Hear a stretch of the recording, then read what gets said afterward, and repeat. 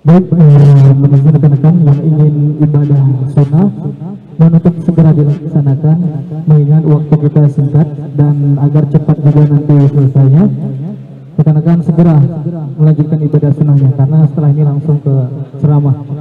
Terima kasih.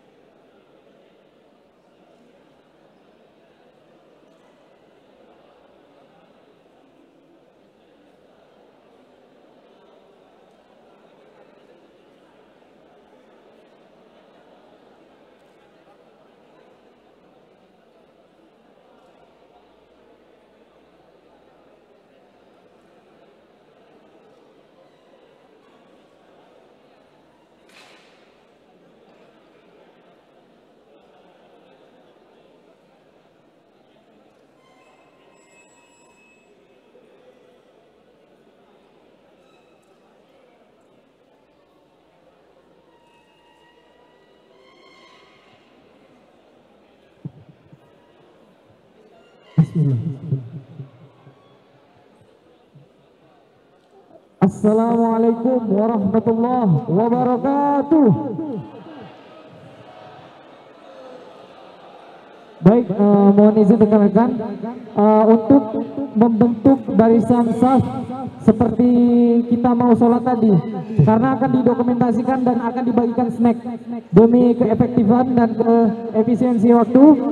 Segera rekan-rekan Nindya Braja Putra mohon izin untuk membentuk safnya seperti mau sholat tadi karena akan dilaksanakan pembagian snack. Terima kasih untuk ditindaklanjuti.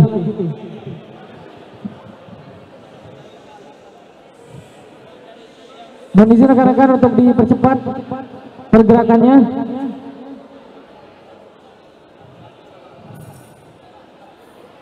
Begitu juga dengan rekan-rekan Nindya Wanita Praja untuk membentuk barisan saf karena sebentar lagi akan dibagikan snack dan ceramah akan segera dilaksanakan. Mohon izin kepada panitia jangan untuk membantu mengkondisikan teman-teman, dan kepada seluruh rekan-rekan harap menggunakan masker sementara akan didokumentasikan. Mohon izin rekan-rekan untuk gunakan masker terlebih dahulu karena akan ada sesi dokumentasi. Setelah itu boleh menyesuaikan kembali. Dan jangan lupa juga untuk membuat safnya agar diberikan snack.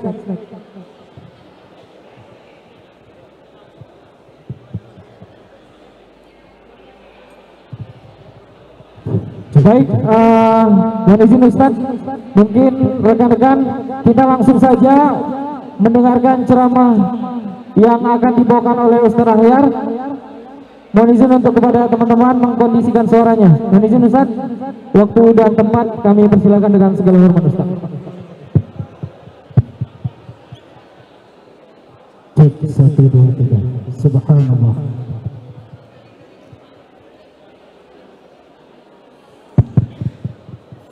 Bismillahirrahmanirrahim. Assalamualaikum warahmatullahi wabarakatuh.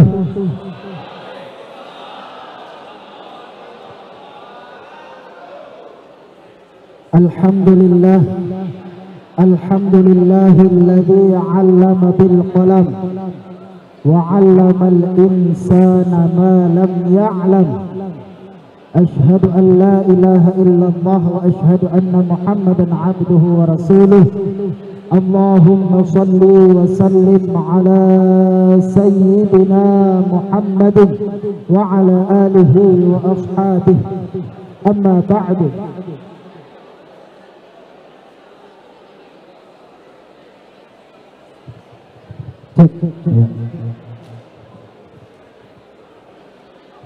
أما بعد فيا عباد الله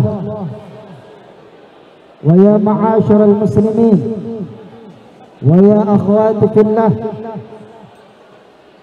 saudara-saudaraku, para peraja, baik peraja putra atau putri yang dirahmati Allah Subhanahu wa taala, tidak bosan-bosannya kita selalu memanjatkan rasa syukur kita kepada Allah Subhanahu wa taala dengan kita sama-sama mengucapkan alhamdulillahi rabbil alamin. Alhamdulillahi rabbil alamin. Rasa syukur yang kita ucapkan ini akan kembali kepada diri kita. Faman syakara fa innama yashkuru li nafsihi. Barang siapa yang bersyukur kepada Allah, maka rasa syukur itu akan kembali kepada dirinya. Sesungguhnya dia bersyukur kepada dirinya sendiri. Kenapa?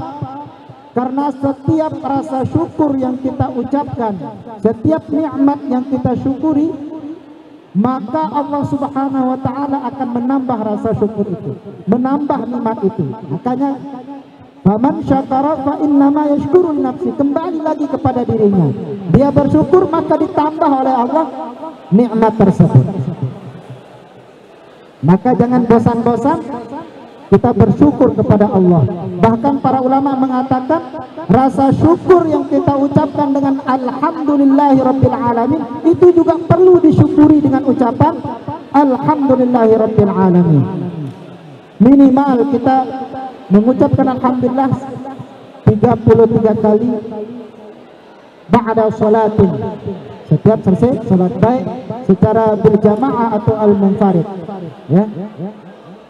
Kemudian sholawat beserta salam semoga selalu tercurahkan kepada baginda Nabi Muhammad sallallahu alaihi wasallam yang kita sama-sama mengharapkan syafaatnya kelak di yaumil qiyamah. Ada satu sholawat yang sangat senang saya dengar. Bahkan sholawat ini sudah saya share di Facebook dan di YouTube. Nama YouTube saya Ahyar Rosidi Channel. Sampai sholawat ini dikomentari oleh Pak Wadir, ya, yang dulu, yakni Mami Murdani. Dia bilang begini, kalau bisa besok sholawatnya kolaborasi dengan Praja. Insya Allah nih, insya Allah mudah-mudahan ada yang tahu kolaborasi. Kondisikan suaranya karena sangat dari sini tidak kedengaran penyampaian dari Ustaz. Terima kasih. Bunyi sholawatnya begini.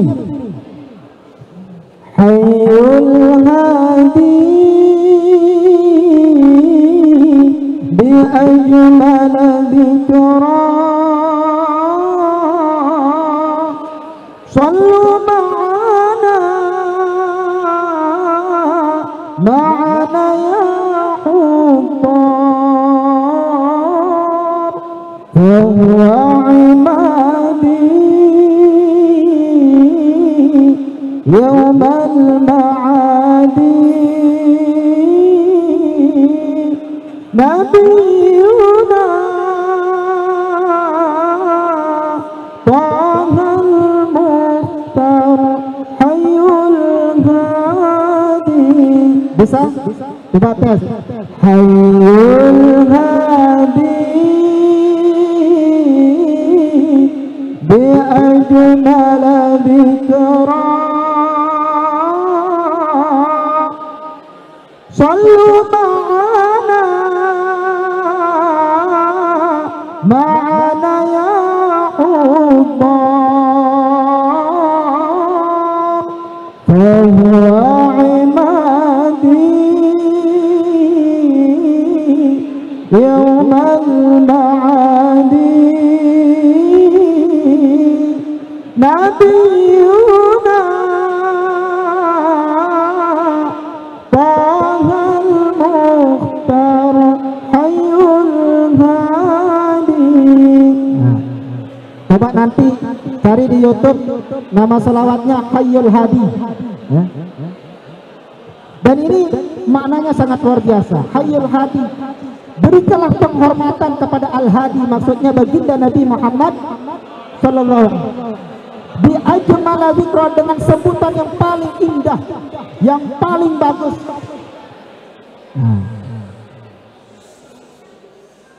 Adik-adik peraja yang dirahmati Allah Subhanahu wa taala,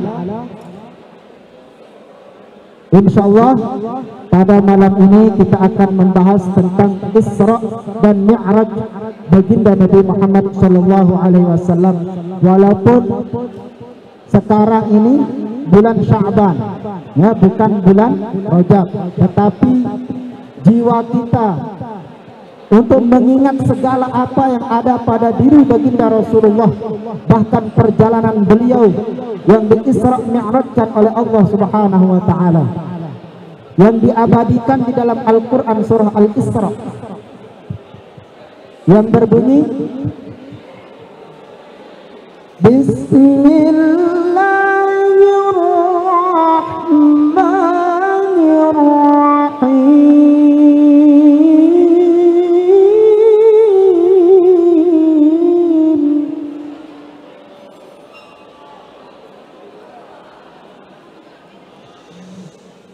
Subhanalladzi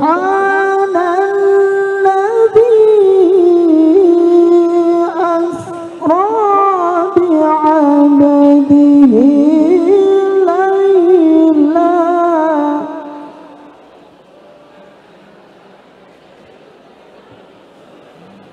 laylan minal masjidil harami ilal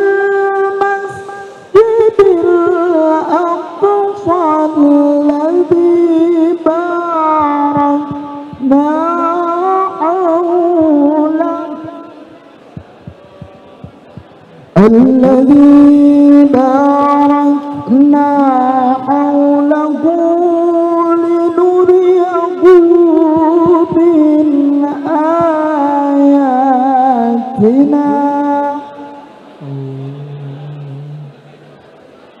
إنه هو السميع البصير.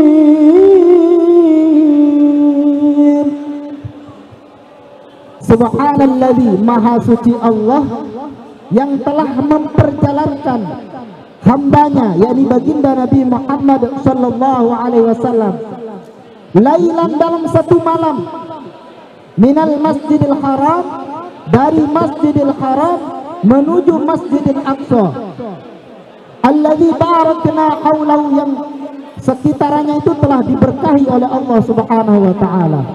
Tujuannya apa? Linuriyahu min ayatina, untuk kami tampakkan tanda-tanda kebesaran kami. Innahu huwas sami'ul basir, sesungguhnya Allah maha mendengar lagi maha melihat. Asra, kalau dalam ilmu sharaf itu timbangannya af'ala. Kalau seandainya timbangannya fa'ala, sara, misalnya kalau sara, maka baginda Rasulullah sendiri yang berjalan. Tetapi karena timbangannya af'ala, asra, maka yang bukan dia yang berjalan, tetapi Allah Zat yang maha kuasalah yang memperjalankan baginda Rasulullah sallallahu alaihi wasallam. Isra yaitu diperjalankan dari Masjidil Haram menuju Masjidil Aqsa. Kalau Mi'raj itu diperjalankan oleh Allah dari Masjidil Aqsa menuju Sidratul Muntaha. Nah, itu bedanya. Kalau Isra diperjalankan dari Masjidil Haram menuju Masjidil Aqsa. Kemudian kalau Mi'raj dari Masjidil Aqsa menuju Sidratul Muntaha. Isra Mi'raj ini bukan mukjizat, namanya khasa'is Muhammadiyah namanya. Apa namanya? Khasa'is Muhammadiyah, atau singkat saja khususiyah, kekhususan bagi baginda Rasulullah Shallallahu Alaihi Wasallam. Di tempatnya disebut itu kekhususan untuk baginda Rasulullah Shallallahu Alaihi Wasallam. Peristiwa Isra dan Mi'raj ini sangat sulit dijelaskan oleh logika manusia, karena diperjalankan hanya dalam satu malam, yang mana perjalanan dari Masjidil Haram menuju Masjidil Aqsa pada saat itu tidak ada transportasi yang canggih. Kalau sekarang mungkin bisa dia dengan pesawat, kalau dulu tidak ada. Maka banyak orang pada saat itu tidak percaya, kok bisa baginda Rasulullah berjalan dari Masjidil Haram menuju Masjidil Aqsa hanya dalam satu, bahkan lagi ke Sidratul Muntaha. Tidak percaya orang. Orang yang paling pertama yang percaya tentang peristiwa Isra dan Mi'raj adalah Abu Bakar As-Siddiq. Maka diberi gelar As-Siddiq. Siddiq itu timbangannya fi'ilun, artinya orang yang benar-benar percaya. Ya, ada bedanya dengan shadiqun, orang yang percaya, dengan siddiq. Percayanya hanya sekedar kalau shadiq. Tapi kalau siddiq ada tasdidnya, itu artinya benar-benar dia percaya, tidak ada rasa keraguan sedikit pun. Mungkin kalau kita ya percaya saja, tapi kalau siddiq itu sudah betul-betul tidak ada keraguan sama sekali. Apapun yang diucapkan oleh Rasulullah mungkin bagi orang lain itu adalah khayalan atau sihir bagi orang lain, tapi bagi Abu Bakar As-Siddiq apapun yang diucapkan oleh baginda Rasulullah, beliau sangat dan sangat percaya. Dan itulah sebenar-benarnya yang artinya Islam. Islam itu artinya berpasrah diri, totalitas kita percaya kepada Allah dan baginda Rasulullah. Tidak ada lagi pertanyaan, apa iya dia diperjalankan, apa benar ya, bagaimana dengan sainsnya, benar enggak. Kalau masih begini mati, berarti belum siddiq.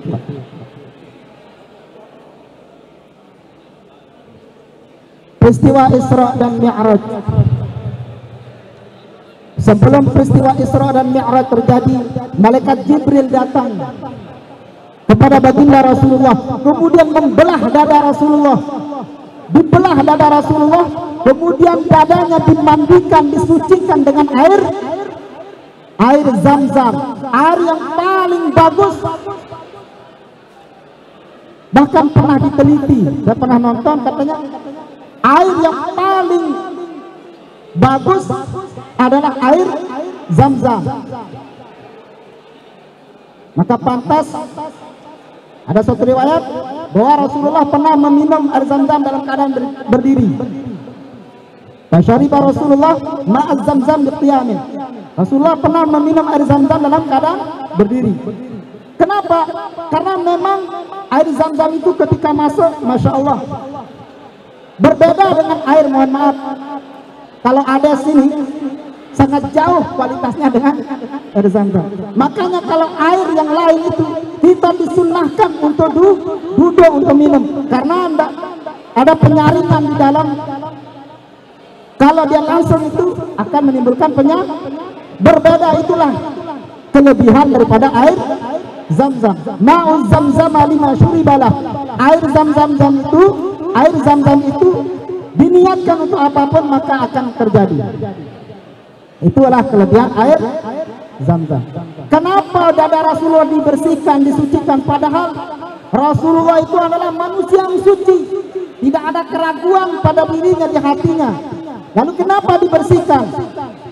Artinya kesucian hati Rasulullah ditambah lagi kesucian di atas kesucian, kebersihan di atas kebersihan. Kalau kita, masya Allah, mungkin ya kalau dibedah mungkin ada yang berkarat, ya, masya Allah, dibersihkan kotor-kotoran kita. Kemudian setelah dibersihkan, Rasulullah diperjalankan memakai kendaraan yang bernama dengan buraq. Apa? Buraq. Buraq ini adalah hewan lebih besar daripada keledai, lebih kecil daripada bangkai. Kalau istilah kita mungkin kuda. Di antara itu kecepatannya seperti kilat. Dia memakai alat kendaraan yang seperti itu. Kalau sekarang tidak ada yang seperti itu, ya. Kalau dibandingkan dengan jet mungkin lebih cepat itu, seperti cahaya. Kemudian didampingi oleh malaikat Jibril. Perjalanan pertama diberhentikan di kota Thayyibah namanya. Thayyibah itu sekarang kita kenal dengan Madinatul Munawwarah, kota Madinah, yang mana nanti kata Jibril kepada baginda Rasulullah, disinilah tempat kamu akan hijrah. Dan memang benar, ketika di Makkah beliau dimusuhi oleh orang-orang kafir Quraisy, sehingga Rasulullah memerintahkan para sahabatnya untuk berhijrah ke Madinah. Maka Madinah disebut dengan kaum Ansar, Makkah disebut dengan kaum Muhajirin. Berhijrah menuju dari Makkah menuju Madinah, kaum Ansar. Ansar itu artinya penolong. Memang orang-orang Madinah itu sifatnya penolong. Sampai ketika di Madinah, ketika para sahabat dipersaudarakan dengan orang-orang Madinah, itu masya Allah, sifat saudaranya itu melebihi dari saudara kandung. Ya.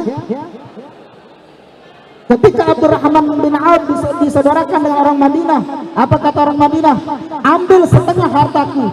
Jadi kalau sekarang misalnya 6 miliar uangnya, maka 3 miliar untuk Abdurrahman bin Auf. Bahkan beliau memberikan, saya akan kasih istri saya untukmu. Sampai segitunya, ya, sampai segitunya perasaan persaudaraan. Tapi tidak sih diambil, ya. Begitulah jiwanya orang-orang Madinah. Pernah saya nonton di YouTube itu, ada orang bule ingin mengetes sifat orang-orang Arab. Apa benar nggak mereka itu selama 3 hari kita akan dijamu sebagai tamu istimewa? Benar, ada ya? Pernah tonton? Bule berkunjung ke Arab, selama 3 hari dijamu, masya Allah, dikasih makan, dikasih pelayanan luar biasa. Tapi kalau setelah itu jangan harap, ya, pasti silahkan. Memang begitu, karena barang siapa yang beriman kepada Allah, man amana billah wal yaumil akhir falyukrim dhaifah. Barang siapa yang beriman kepada Allah dan hari akhir, maka muliakan tamu. Dan itu memang sifat daripada orang-orang Islam. Pertama di kota Thayyibah, Rasulullah sholat di sana. Kemudian dia diperjalankan lagi memakai kendaraan yaitu buraq, diberhentikan di Madian namanya. Madian ini adalah tempat ada pohon yang besar, tempat berteduhnya Nabi Musa ketika dikejar oleh bala tentaranya Fir'aun. Kemudian diperjalankan lagi menuju Tur Sina, Bukit Sina. Tur itu artinya bukit, Sina, Bukit Sina. Dan di sanalah Nabi Musa pernah berbicara dengan Sang Khalik, berbicara dengan Allah, maka diberi gelar dengan Kalimullah. Apa? Kalimullah, orang yang pernah berbicara dengan Allah. Kemudian dia diperjalankan lagi menuju Bethlehem, yakni di Baitul Maqdis yang dahulu menjadi arah kiblatnya umat Islam. Arah kiblat pertama orang Islam adalah di Baitul Maqdis, ini Bethlehem. Di Masjidil Aqsa, baginda Rasulullah SAW salat bersama seluruh para anbiya wal mursalin, dan baginda Rasulullah dijadikan sebagai imam. Maka Rasulullah dijuluki sebagai Sayyidul Anbiya wal Mursalin, penghulu atau raja, tuan dari seluruh para nabi dan rasul. Dan dialah khatamun nabiyyin, akhir dari para nabi. Tidak ada nabi lagi setelah itu. Kalau ada ngaku nabi lagi dengan nama Tukimin, aduh, Nabi Tukimin, astagfirullahaladzim. Syarat menjadi nabi itu harus ganteng. Ini yang ngaku jadi nabi, masya Allah, parah.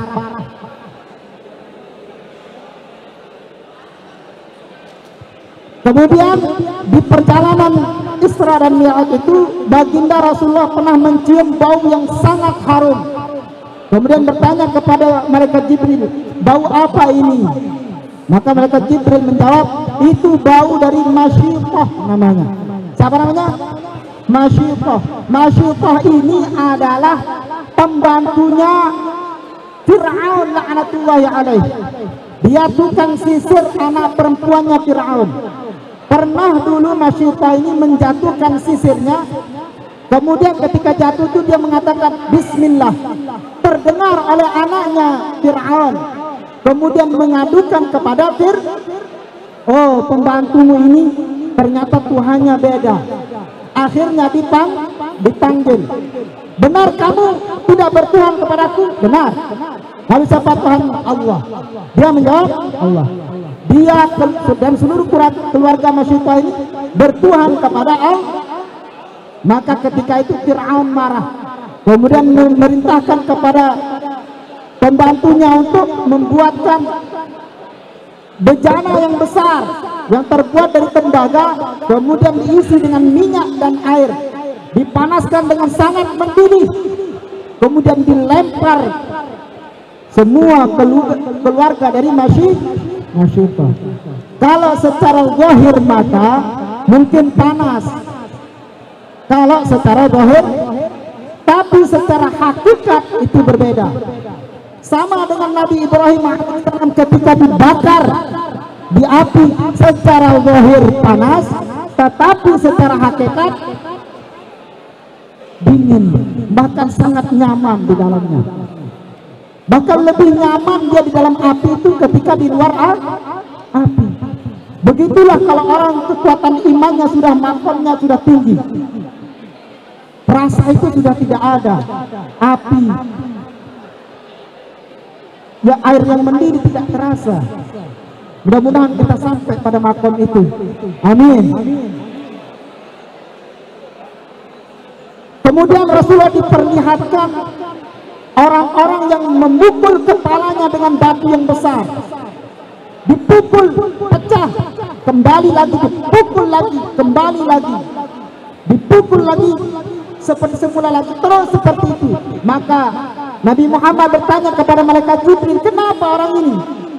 Oh, orang ini dahulu tidak pernah mengerjakan sholat, tidak mau menaruh kendingnya di lantai untuk bersujud kepada Allah, maka dia dipukul kepalanya oleh dirinya sendiri dengan batu yang besar sehingga pecah, kembali lagi, pecah lagi, terus seperti itu. Maka pantas orang-orang yang tidak mengerjakan sholat, di dalam Al-Quran dikatakan, ma salakakum fi saqar qalu lam nakum minal musallin. Apa yang menyebabkanmu masuk ke dalam neraka saqar? Dulu kamu tidak pernah mengerjakan salat. Rasulullah dinaikkan ke langit pertama. Di langit pertama bertemu dengan Nabi Adam alaihissalam sebagai Abul Anbiya, bapaknya para nabi. Dinaik lagi di langit kedua bertemu dengan Nabi Isa, Yahya dan Nabi Zakaria. Dinaik lagi ke langit ketiga bertemu dengan Nabi Yusuf, manusia yang paling ganteng sedunia ini. Dari awal penciptaan manusia sampai akhir, Nabi Yusuf adalah manusia yang paling ganteng. Sampai diceritakan dalam kisah ketika para wanita kerajaan sedang menguliti buah, kemudian lewat Nabi Yusuf, tidak terasa dia memotong tangan saking ganteng. Bahkan ketika kita nanti mudah-mudahan kita masuk ke dalam surga, wajah kita lebih tampan daripada Nabi Yusuf.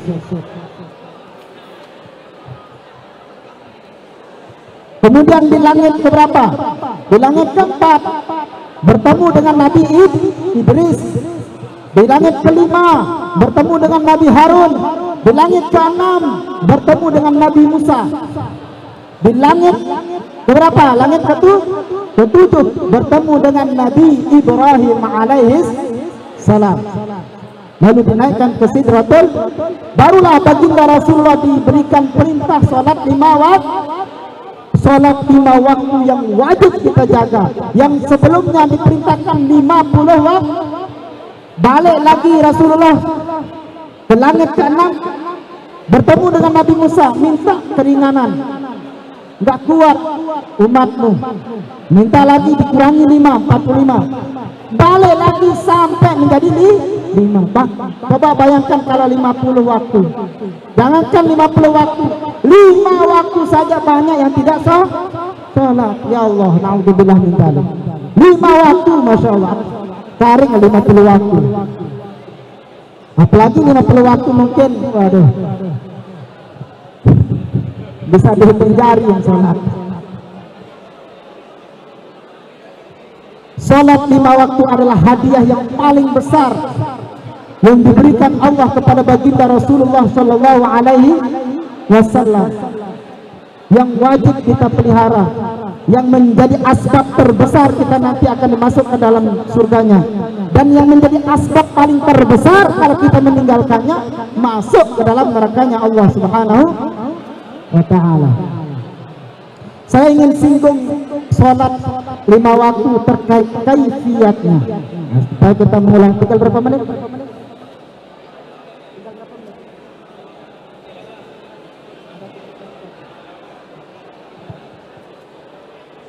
Saya akan bahas tentang kaifiat. Kebetulan saya bawa kitab Nailur Roja. Nailur Roja ini syarahnya kitab Safinatun Najah yang membahas tentang fikih saja. Ya.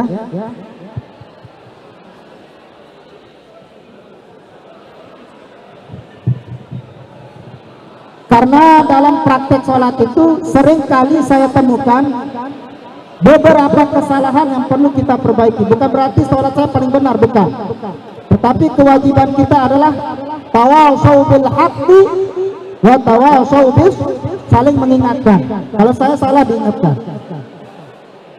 Dan kesalahan ini tidak hanya terjadi kepada kita yang awam saja, bahkan terjadi kepada orang-orang yang lulusan Mesir, Mekah. Karena pernah saya sholat di Masjid Agung, kebetulan saya menjadi makmum. Otomatis saya melihat cara sujudnya. Cara sujudnya itu jari kakinya diberikan yang kanan, kemudian jari kakinya yang kiri itu ditidurkan. Paham maksudnya? Yang satunya berdiri, yang satunya ditidurkan. Coba kalau baca kitab Bughyatul Murtarsyidin, itu dalam bunyi ibaratnya sajadal imam lam yada bubuna asabi'a rijlaihi batalat. Kalau imam itu sujud tidak menempelkan, mohon maaf kalau ini kaki ya, kalau tidak menempelkan perut daripada jari jemarinya itu harus ditekan dia. Kalau tidak ditempelkan itu batalat salatu, batal salatnya. Ya, itu cara sujud yang bukan dengan atraf, bukan dengan diberdirikan. Tapi permisi, bukan diberdirikan begini, apalagi ditidurkan begini. Ya Allah, ini kalau ditidurkan begini ini kayak orang sholat main-main. Ya, jadi harus dengan ditempelkan jari-jari kaki itu, tidak mesti semuanya. Kalau di kitab Fathul Mu'in, ba'dal a'dha katanya, sebagian jari, sebagian minimal 3 sudah. Karena kaki kita berbeda-beda, ada yang keras ya, ada yang sudah terbiasa. Nah mulai sekarang paksakan perut dari jari kakinya itu ditekan dia supaya menempel perut jari. Ini namanya perut. Kalau ini jari kaki, ini namanya perut. Kalau yang ini namanya punggung. Punggungnya. Mohon maaf. Kalau yang ini namanya punggung. Kalau yang ini namanya butunul asabi. Ini namanya perut jari dan maka ketika salat harus ditekan. Nah kalau perbedaan cara sujud apakah direnggangkan atau ditempel, itu perbedaan pendapat ulama. Kalau kita yang bermadzhab Syafi'i, di dalam kitab Syarah Muhadzab, yustahabbu lis-sajid ayyufarrija baina rukbatayhi wa qadamaihi, disunnahkan katanya di dalam kitab itu untuk mazhab Syafi'i, disunnahkan untuk merenggangkan lututnya dengan tumitnya, baina qadamaihi shibra, di antara dua tumit itu jaraknya 1 jengkal. Tapi dalam praktek yang lain tidak ada masalah, karena itu beda-beda pandangan. Ada yang menempelkan. Saya akan praktekkan duanya.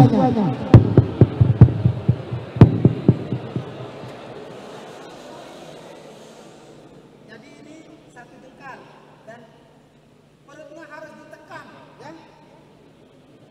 Kalau berdiri begini apalagi begini, itu batal salat. Boleh dengan menempelkan dalam mazhab yang lain.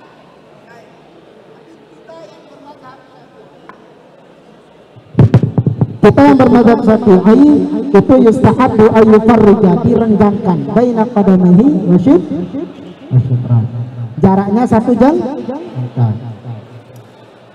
Nah, itu yang sering saya temukan. Kemudian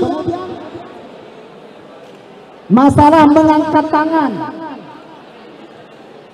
Mengangkat tangan ini berapa tempat sih tempatnya? Mengangkat tangan itu ada tempatnya, pertama di takbiratul ihram. Satu.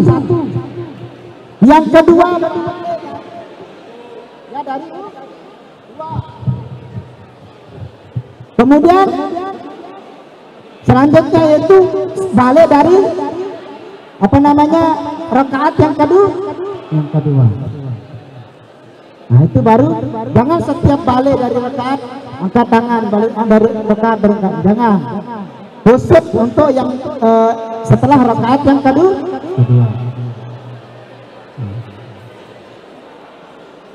Nah, kemudian bersedekap itu perbedaannya banyak, ya. Kalau madhab Hanafi baina sadri was-surrah. Madhab Maliki baina sadri was-surrah. Kalau madhab Imam Malik itu di antara dada dan pusar. Di tengah. Kalau madhab Maliki. Kalau madhab Hanafi dan Hambali tahta surrah, di bawah pusar. Kalau di Mekah besok ya kan? Itu mazhab Hambali dan Hanafi. Kalau mazhab Syafi'i baina sadri wa surah, di antara dada dan pusar. Itu kalau mazhab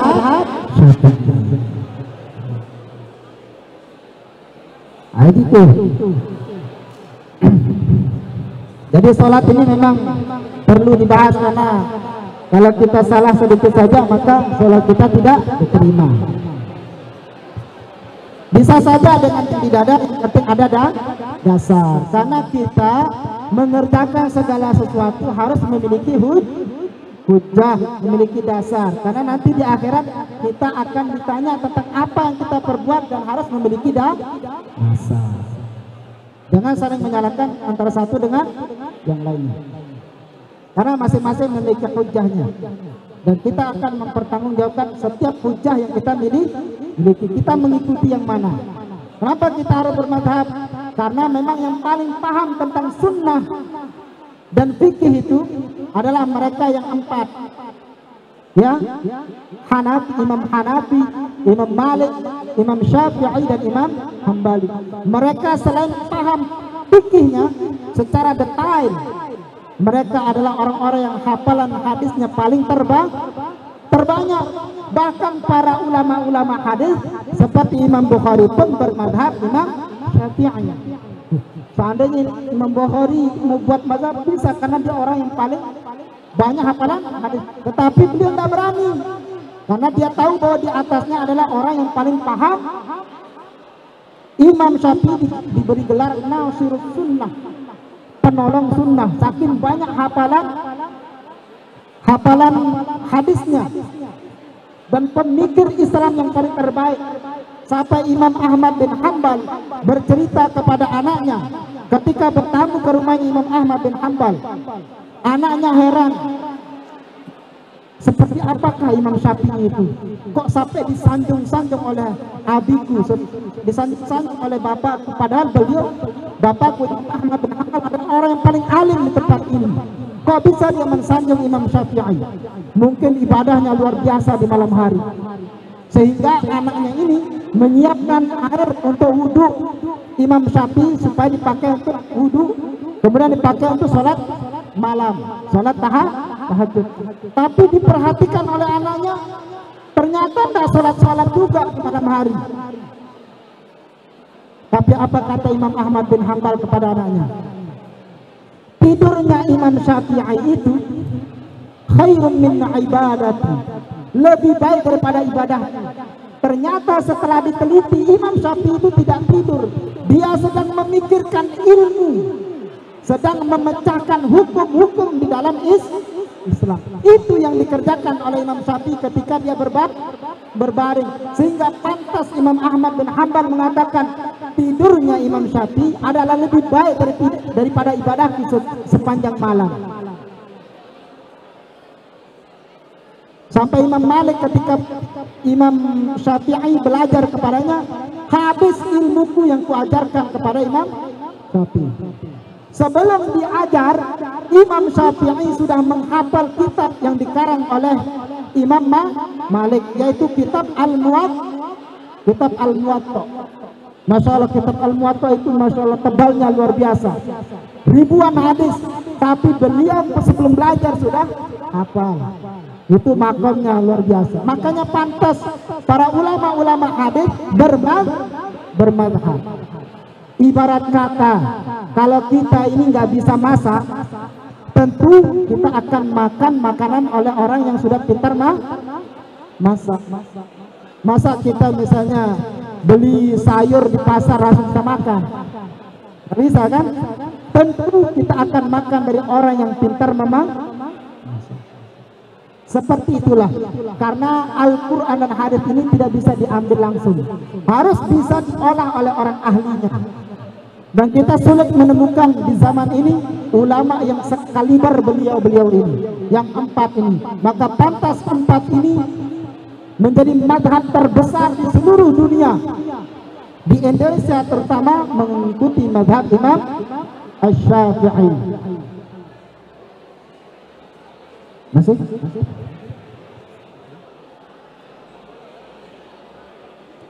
Kemudian kita bahas satu persatu terkait tentang sholat, karena memang ini hadiah Rasulullah di waktu Isra dan Mi'raj.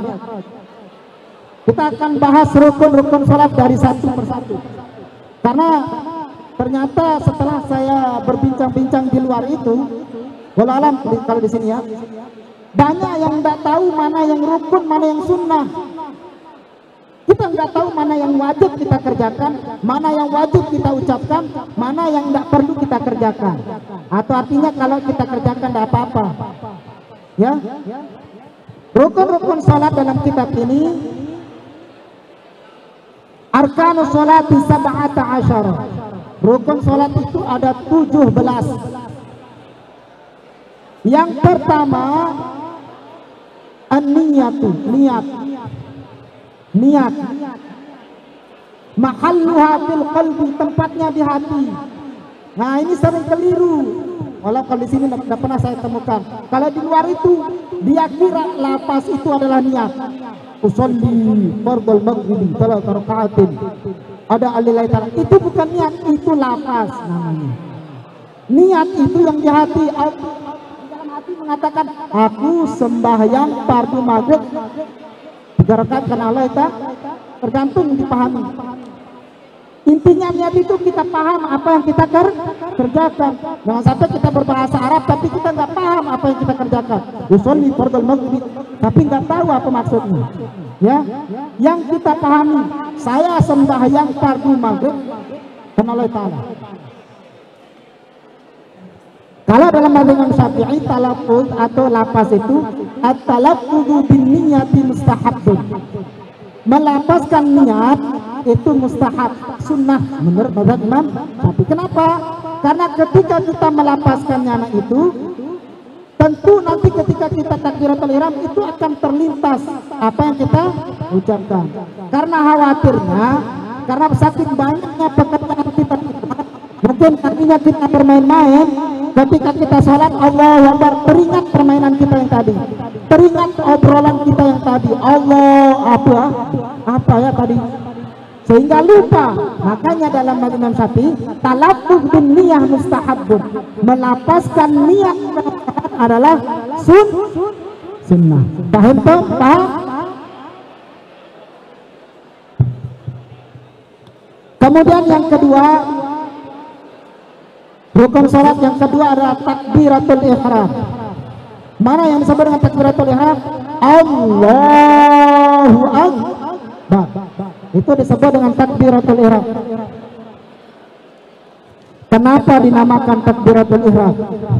Summiyat takbiratul ihram li'annaha sababun fi tahrimi ma kana halalan qablaha kal akli wa syurbi wal kalam. Dinamakan takbiratul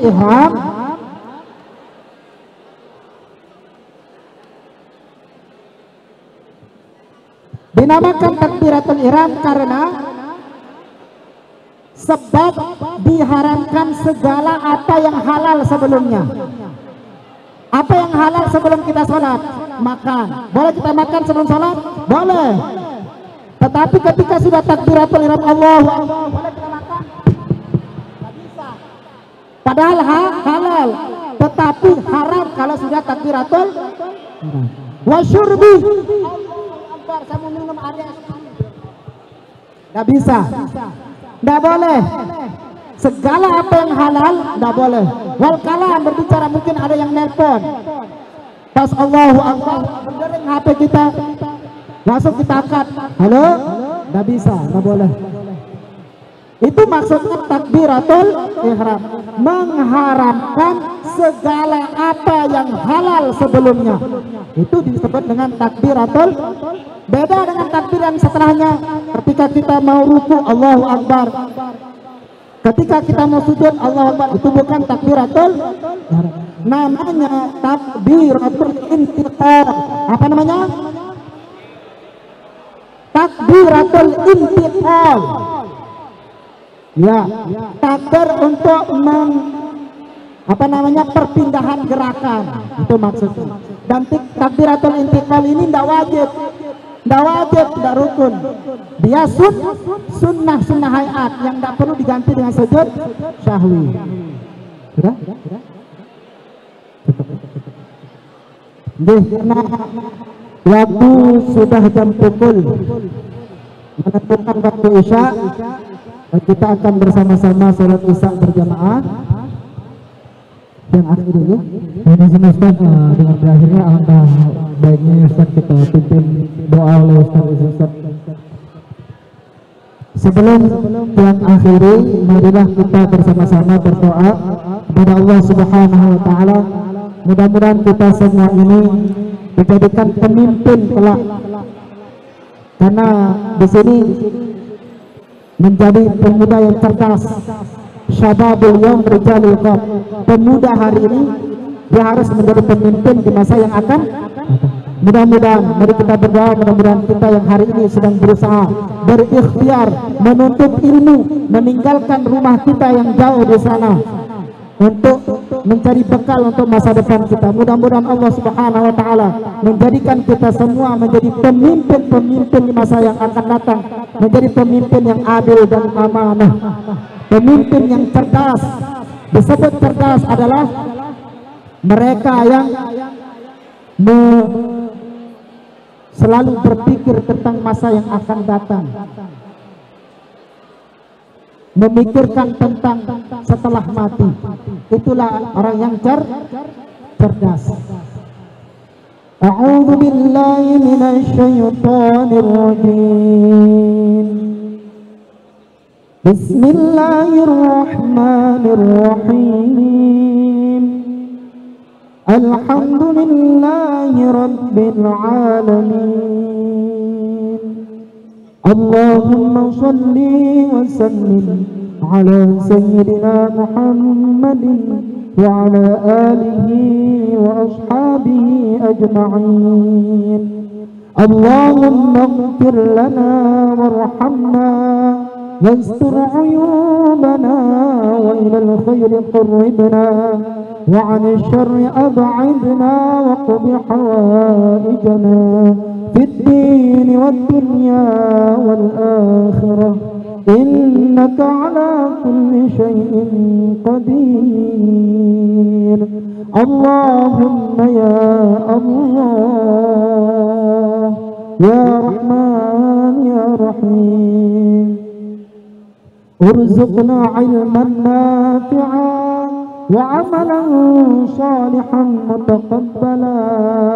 Allahumma zidna 'ilman warzuqna fahman ya Allah ya Arhamar Rahimin. Ij'alna minan najihin wal faizin was sa'idin fid dunya wal akhirah.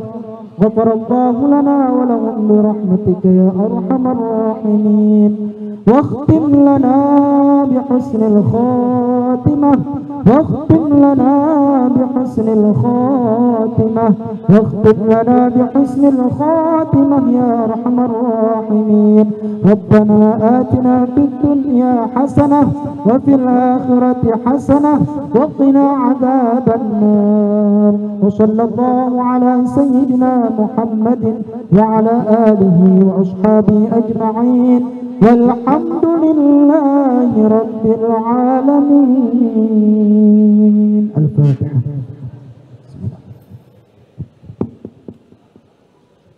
Baik, mohon izin rekan-rekan, dengan berakhirnya sesi doa maka berakhir pula lah majelis ceramah kita pada hari ini. Selanjutnya akan dilanjutkan dengan sholat isya berjamaah. Kepada rekan-rekan yang wudhunya sudah tidak ada lagi, dipersilakan untuk mengambil wudhu dan langsung masuk ke ruang utama masjid, karena kita akan segera melaksanakan sholat isya berjamaah. Kita tutup dengan doa kafaratul